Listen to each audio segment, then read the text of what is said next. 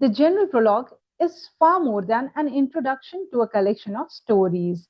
It is often described as the first realistic portrait of the English society, a vivid mirror of 14th century life. Through 30 memorable pilgrims, Chaucer presents their virtues, flaws, ambitions, and also hypocrisies of medieval England with extraordinary realism, humor, and psychological insight. So, for students of English literature, this is one of the most important topics. So, in today's lecture, we shall understand the structure of the general prologue, the three states, Chaucer's art of characterization, realism, irony, humor, and the major pilgrims that every literature student must know. So, without further delay, let's begin our journey to Canterbury through the general prologue. So, let's get started. So, we are now entering into what Edward Albert calls the greatest portrait gallery in English literature. David Dyches similarly observes that the general prologue is much more than an introduction. It is a living panorama of 14th century English society. The General Prologue is undoubtedly one of the greatest introductions ever written in English literature. Before Chaucer begins the individual tales, he introduces the pilgrims one by one, presenting vivid descriptions of their appearances, profession, mannerism, clothing, behavior, and moral character. Unlike many medieval writers who merely classified people according to their social rank, Chaucer individualizes each pilgrim. Every character possesses a distinct personality, voice, and outlook on life. Consequently, the general prologue functions as a portrait gallery rather than a mere list of travelers. The prologue introduces approximately 30 pilgrims, representing nearly every important social class of 14th century England. We encounter knights, monks, merchants, lawyers, physicians, sailors, craftsmen, cooks, students, clergy, then peasants, and women. And through these figures, Chaucer presents a comprehensive cross section of English society. What makes the general prologue remarkable is Chaucer's balanced perspective. He neither idealizes nor condenses characters. Instead, he observes them with sympathy, humor, and irony, even when exposing hypocrisy or greed. He avoids bitterness, allowing readers to draw their own conclusions. For this reason, the general prologue is often described as the first realistic social survey in English literature. So just make a note of it.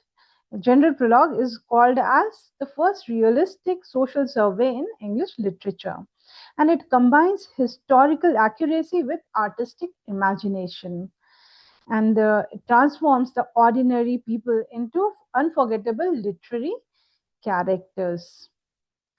So it was one of the greatest introductions in English literature. It lays the foundation of the entire narrative, and it portrays a realistic social panorama known for its masterpiece of characterization. To understand the general prologue, one must first understand the medieval concept of the three states, which divided society into three broad groups. The first state consisted of the clergy, whose duty was to pray for society. They included monks, friars, uh,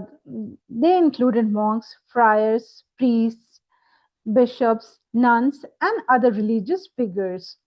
The second state comprised the nobility, which had the kings, queens, knights, squires, and feudal lords, whose responsibility was to defend the kingdom. Then the third state included everyone else: merchants, craftsmen, lawyers, physicians, farmers, laborers, sailors, cooks, millers, and peasants whose work sustained the economy. So these were the three states back then. And earlier medieval literature generally portrayed these states as ideal institutions. Chaucer, however, adopts a more realistic approach. He presents individuals rather than stereotypes. Some members of the clergy are corrupt, while others are genuinely virtuous. Some nobles embody true chivalry, whereas others display vanity or ambition. Likewise, common people are shown with both admirable as well as flawed qualities. So, this departure from rigid medieval classification anticipates the humanistic spirit of the Renaissance. And Chaucer suggests that characters depends not upon birth or occupation, but upon individual conduct. So it paints a complete picture of the medieval society. It helps transition from a medieval idealism to realism. Human nature transcends social class is very aptly depicted in the prologue as well as the Canterbury Tales. Now, when we speak about Chaucer's art of characterization, so perhaps Chaucer's greatest achievement lies in the extraordinary ability to create memorable characters. Unlike the earlier writers who like frequently described abstract virtues and vices, Chaucer presents living human beings. His method of characterization is remarkably modern. He begins by describing each pilgrim's physical appearance, clothing, facial expression, posture, and even small details such as jewelry or shoes. They all reveal aspects of personality. He begins by describing each pilgrim's physical appearance, clothing, facial expression, posture, and even small details such as jewelry or shoes reveal aspects of personality. He then connects appearance with profession. A merchant dresses differently from a monk. A knight differs from a miller. A physician differs from a cook. Each character's occupation shapes his or her worldview. Now, speech provides another important clue. The stories chosen by the pilgrims reflect their education, values, humor, and also the moral outlook. The knight narrates a noble romance. The miller tells a coarse comic tale.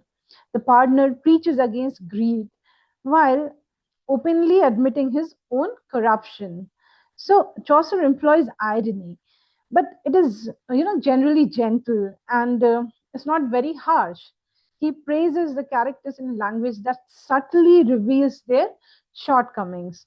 For example, the monk appears prosperous and elegant, yet these very qualities expose his failure to observe monastic discipline, which he is supposed to follow. And most importantly, Chaucer avoids presenting purely good or evil characters. His pilgrims possess complex personalities, making them psychologically convincing even to modern readers. Now, when we talk about realism, humor, and the presence of irony in his work, these three qualities distinguish Chaucer from nearly all earlier medieval writers. And when you talk about realism, his realism appears in the careful observation of everyday life. Instead of legendary heroes, he writes about merchants bargaining about profits, cooks preparing meals, then lawyers seeking clients, then physician practicing medicine, and pilgrims chatting during a journey. So, a very commonplace observance. And his humor is remarkably humane. Chaucer laughs at human weaknesses without humiliating his characters. Even the foolish or dishonest pilgrims retain their humanity. Perhaps the most sophisticated aspect of Chaucer's style is his irony. Rather than directly attacking hypocrisy, he allows readers to discover contradictions for themselves. The pardoner preaches against greed while admitting that greed motivates his own preaching. And the friar claims to serve the poor but prefers the company of wealthy patrons. Such contrasts reveal moral truths without explicit authorial judgment. And this combination of realism, humor, and irony explains why Chaucer is often regarded as the first great realist in English literature. So it's very important to understand his way of writing, the themes that he employs, and the major ideas depicted in his writing. So, why is the General Prologue a social document? So, we have often heard this claim that the General Prologue is a social document. It is often described as a social document, or the first, or the finest social document of medieval England. Why? Because it records with extraordinary accuracy the structure and spirit of 14th century England. Through his pilgrims, Chaucer introduces almost every important occupation of his age. You find the knights, monks, friars, merchants, lawyers, physicians, sailors, cooks, then students, farmers, craftsmen, all depicted along with their clothing, their mannerism, the speech, their behavior. And it provides valuable insights into the lifestyle and into the medieval lifestyle. The prologue also reflects the major historical development of Chaucer's time, like how feudalism was declining over time.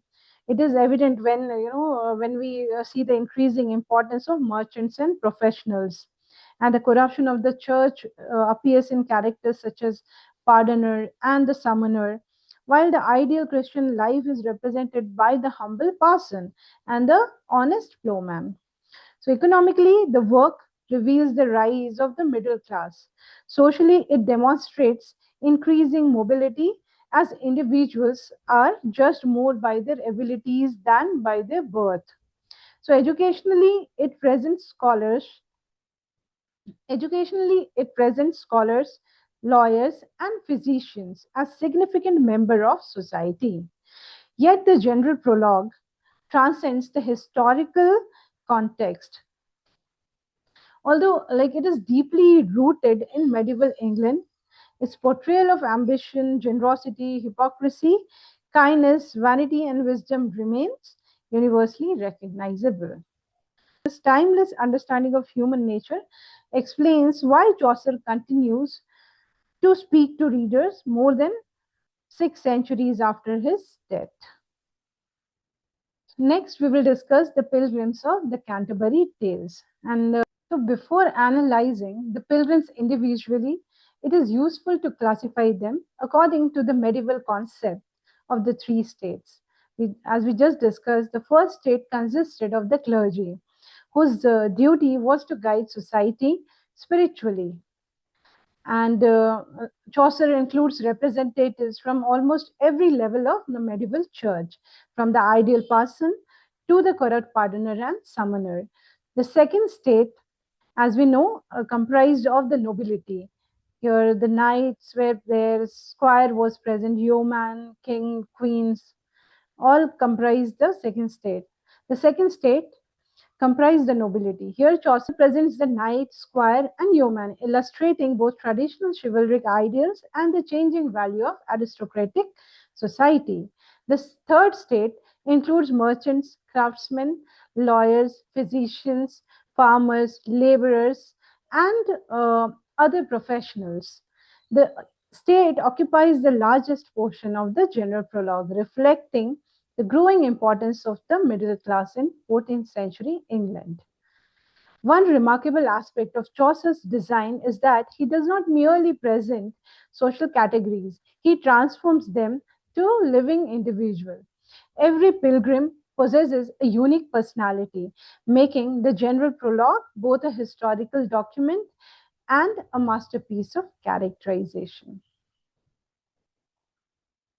So, Chaucer deliberately Chaucer deliberately begins the general prologue with the knight, indicating his high regard for the genuine nobility and true chivalry. The knight represents the finest ideals of medieval knighthood. He has fought courageously in numerous battles across Europe and the Middle East, participating in Christian campaigns while earning universal respect. Now, Chaucer emphasizes not only his military achievements but also his personal virtues. The knight is described as a very perfect, gentle knight, meaning a true, perfect, and noble knight. Despite his distinguished career, the knight remains remarkably humble.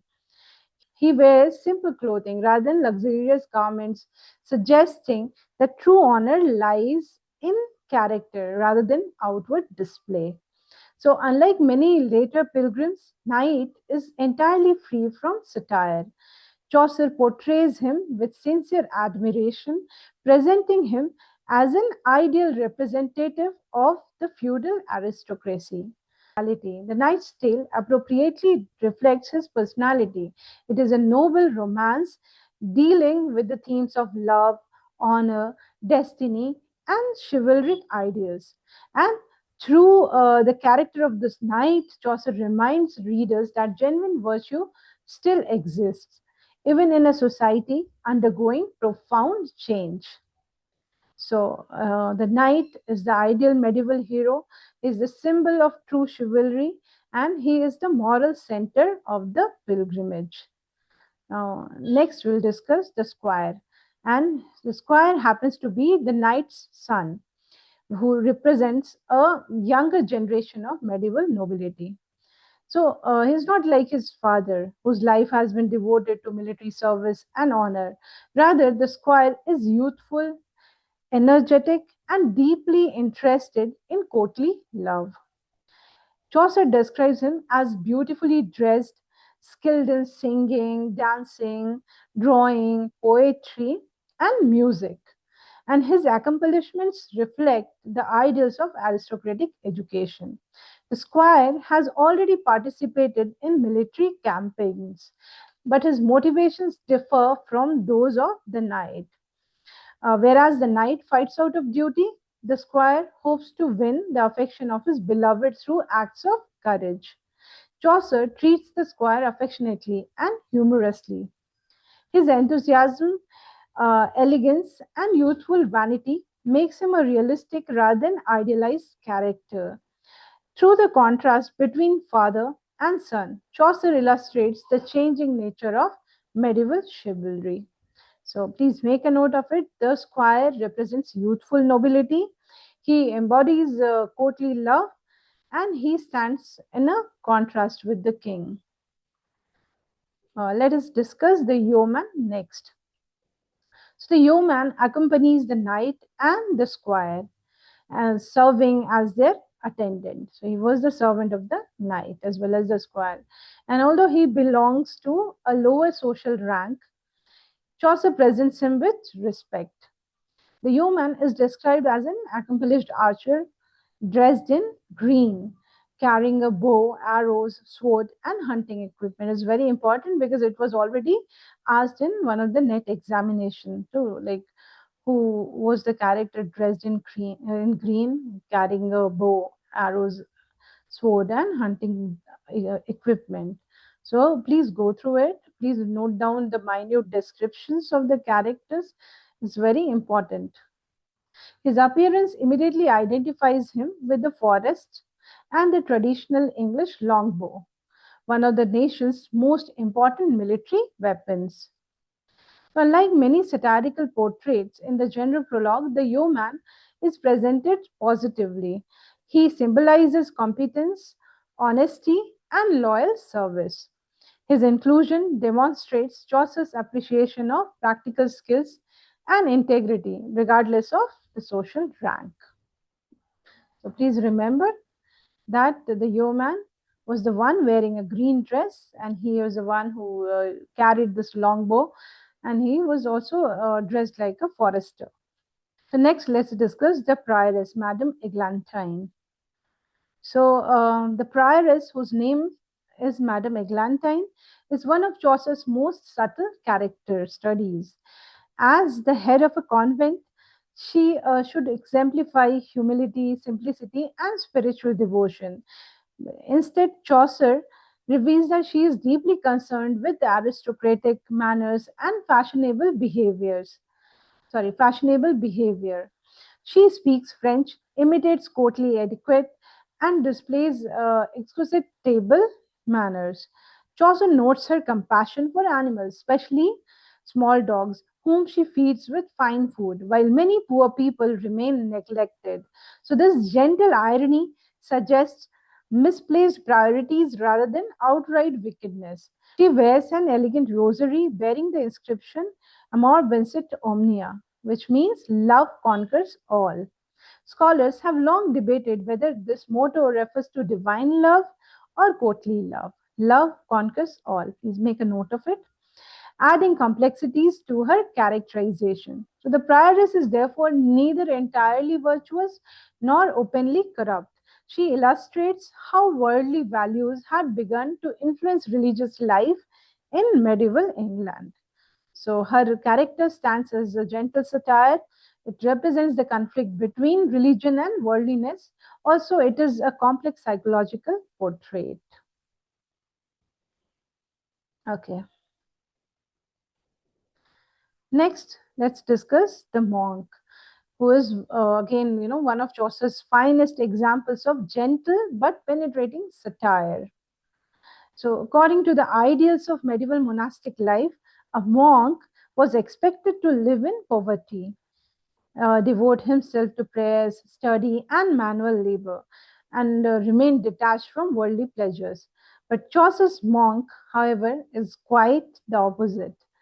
He enjoys hunting, keeps fine horses, wears expensive fur lined robes, and possesses elegant accessories. So instead of spending his days in prayers or contemplation, he prefers the excitement of the outdoors. So, one of the most revealing aspects of his character is his attitude towards traditional monastic rules. He openly dismisses the strict regulations of Saint Benedict, arguing that such practices are outdated. So, Chaucer here reports that these views without openly Chaucer reports these views without openly criticizing them, but the irony is unmistakable, and one cannot stop thinking about it. The monk's physical appearance also reflects prosperity. He is described as well fed, with a shining face and prominent eyes, suggesting a life of comfort rather than self denial. So, yet Chaucer does not portray him as evil. Please remember that. The monk is courteous, cheerful, and personable. His failing lies not in cruelty but in abandoning the spiritual ideals of his vocation. Through this character, Chaucer comments on the increasing worldliness of many religious institutions during the 14th century. So, the monk is a satire on the monastic corruption. It represents the contrast between profession and behavior, and it is an example of Chaucer's subtle irony. Next, we'll discuss the friar Hubert. Friar's name is Hubbard, and he belongs to one of the religious orders that originally devoted themselves to preaching, charity, and service among the poor. So instead of fulfilling these ideals, Chaucer's friar prefers the company of wealthy merchants and influential citizens. He is charming, eloquent, and socially skillful, using his pleasant manners to secure generous donation. Chaucer humorously observes that friar knows every tavern and innkeeper better than he knows the poor whom he is supposed to serve. Contrast exposes his misplaced priorities. The friar also hears confessions and grants easy absolutions in exchange for gifts, suggesting that spiritual authority has become commercialized. His cheerful personality makes him attractive, but beneath this pleasant exterior lies a deep moral compromise. Unlike Langland, who attacks corruption directly, Chaucer allows the friar's own action to reveal his hypocrisy. Readers recognize the contradiction between his sacred office and worldly conduct without the narrator explicitly condemning him. So, the friar's character is the satire on mendicant orders, and it represents the criticism of commercialization of religion, and it blends humor and irony. In the next video, we will discuss the merchant and the other characters. Also, we will discuss the important tales from the Canterbury Tales, and that would be the last video on the age of Chaucer. We'll start with the age of transition in the next module. So stay tuned and please comment if you like the videos. Thank you.